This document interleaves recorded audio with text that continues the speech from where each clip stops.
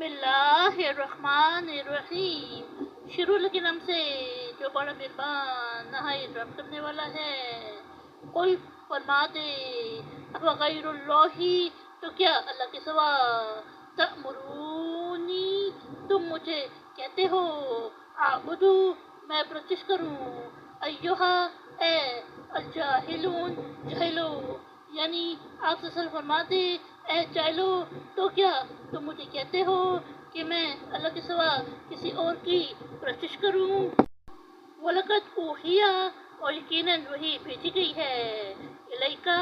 آپ کی طرف، وَإِلَىٰ، اور طرف، الَّذِينَ، وہ جو کہ من قبلک،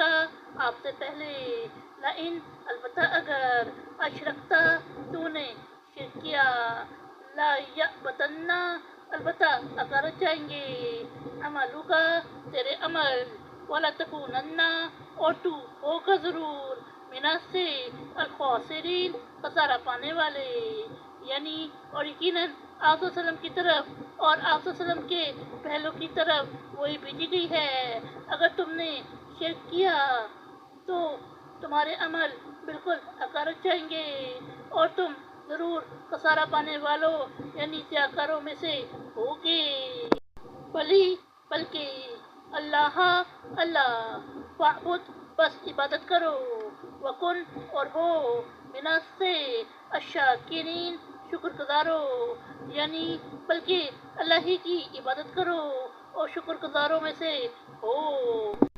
وما قدروا، اور انہوں نے نہ پہچانا، اللہ، حق قدری ہی، اس کی پہچان، والارض، اور زمین، جمیعاً، تمام، قبضتہ، اس کی مٹھی، یوم القیامت، روز قیامت، والسماوات، اور تمام آسمان، مطویات، لپٹے ہوئے، بیمینہ، اس کے دائیں ہاتھ میں، سبحانہ، وہ پاک ہے، وتعالی، اور برتر، عما، اس سے جو